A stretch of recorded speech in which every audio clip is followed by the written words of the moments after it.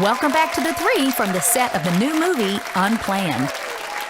Unplanned is, it's just my story. I worked at Planned Parenthood for 8 years, loved my job, loved what I did, believed that I was helping women. That's how I got involved in Planned Parenthood. And then really had my eyes opened. I just moved away from the catheter. They always move. That's why I do it this way. And I knew then that abortion took the life of an individual and unique human being. And I knew if those two things were true, then I was on the wrong side of this issue. I was on the wrong side of this debate. We had a wonderful girl that we know by the name of Megan Harrington. She came up to us. She's a Hollywood producer. She came up to us and gave us the book Unplanned by Abby Johnson. Said, you should make this a movie. I mean, someone that went from one side of the fence to literally the other side of the fence on such a hot-button issue as abortion. To me, that's a powerful story. So as soon as we read the book, I was on board.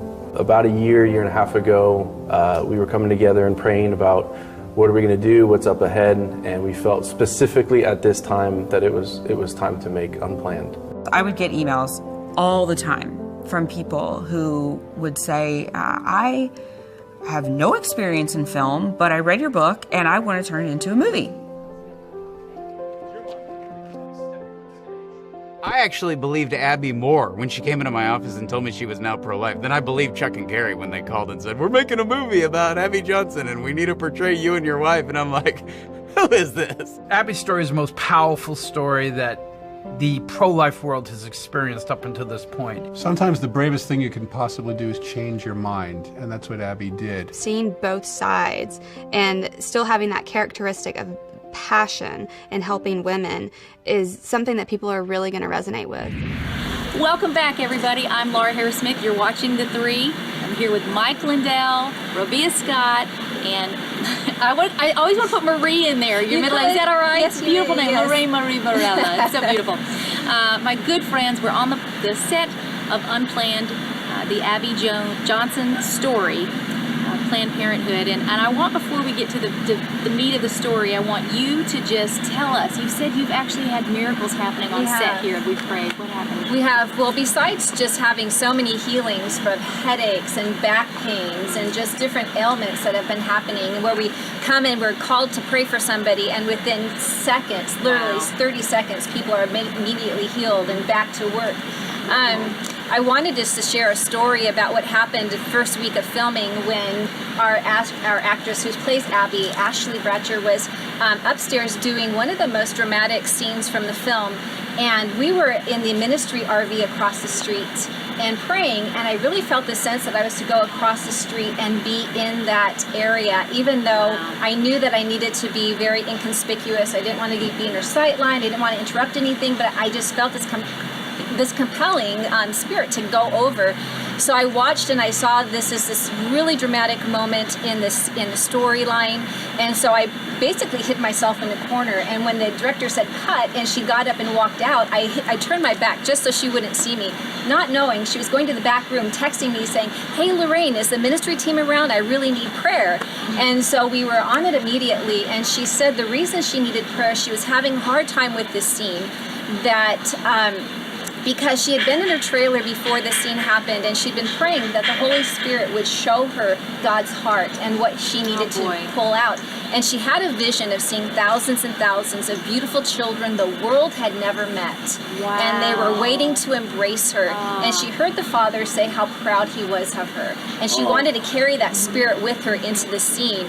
So we prayed for her, we laid hands on her, she went back in, and not only did she capture that, but she did so well that this scene was supposed to be a voiceover scene. She was just supposed to reenact so they could later record her audio, and she did such a good job that they just said, no, we're going with that. The emotion was just carried, and it was beautiful. Awesome. And the presence of God fell on this set. It was amazing. And the crew were crying. Yes, people were emotional. It was, the whole was... next day we were emotional still.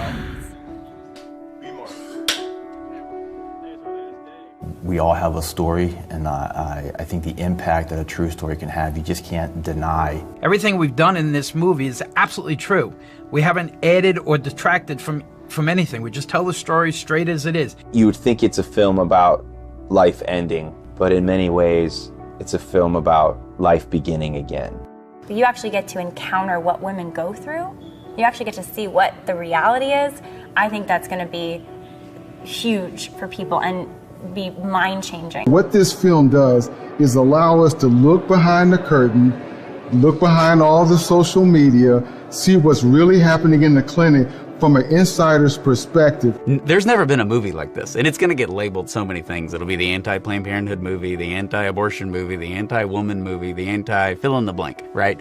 But the reality and the problem for the abortion industry is that it's true. I think once they see what's going on and watch the movie, I would say that there are going to be a lot of people going, wow, I can't believe this was even happening in our country.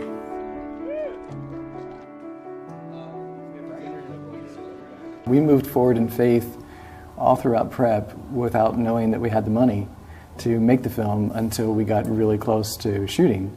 And I had employees that were on for 10 weeks that didn't know if they'd had a job the next week. You know, I would tell them, okay, we can go another week and you're employed and hope you show up on Monday because we're not sure we have enough to pay you for the following week. So there's a commitment level that begins there when people would say, I'm so committed to this project, I want to be here, I want to be a part of this, I want to see this thing through. That kind of buy-in is not the same as I'm just showing up for a paycheck.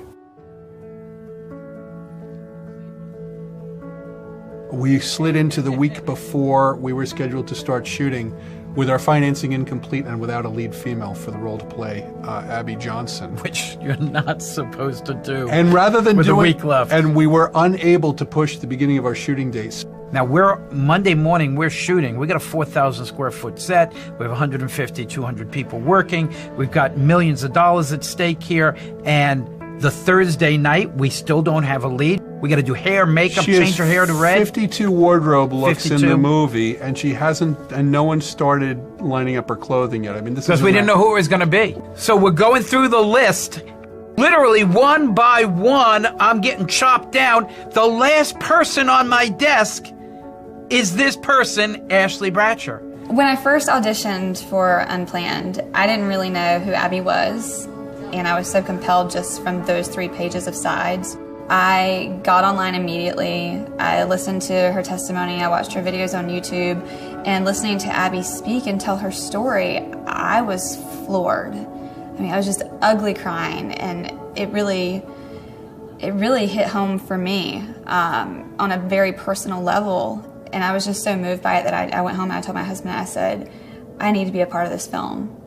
She then sends us 2 emails with passion that was so powerful, and then speaks to us on the phone and says, all I can say is 2 years ago, the Lord spoke to me and told me he had a mighty work for me to do, but I was not ready. But when I was, he would tell me what it was and would bring it forward. And she says, I know this is my story to tell. Her story and she was so passionate. I was warned by multiple people, even people who knew that I had auditioned and just read the script, said, you'll never work again. I wouldn't touch it with a 10-foot pole. Don't do it. And I said, there's no way I can't not do it. She is Abby Johnson. Even Abby Johnson, when she was on the set, said, that's me.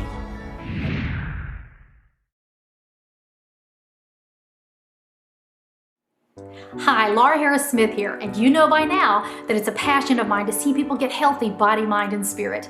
As a nutritionist and as someone who almost lost her life due to a lack of proper sleep, I'm convinced that sleep is the most important but the least emphasized puzzle piece for total body health. I created my Quiet Brain Essential Oil Blend to offer support to sufferers of migraine, tremor, PTSD, anxiety, seizures, and more.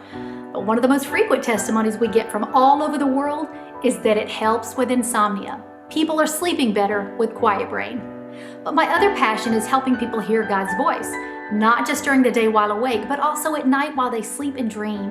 And that's why I wrote Seeing the Voice of God, what God is telling you through dreams and visions. And now my 2 worlds, that is author and inventor, really come together on this topic of sleep and dreams through my Sweet Dreams package. You get 1 rollerball bottle of Quiet Brain, which is comprised of lavender, frankincense, myrrh, sandalwood, and more, and a copy of Seeing the Voice of God, complete with a 1,000 symbol dream dictionary for interpreting your dreams. and instructions on which vitamins and minerals to help you better remember your dreams. Sleep is the mattress of dreams, so grab this offer while it's still available. 1 copy of Seeing the Voice of God and 1 rollerball bottle of Quiet Brain for easy application. And, while supplies last, a free Quiet Brain satin sleep eye mask. So take back your sleep with Quiet Brain and take back your dreams with Seeing the Voice of God. Order today at quietbrainoil.com. Welcome back to The Three from the set of the new movie, Unplanned.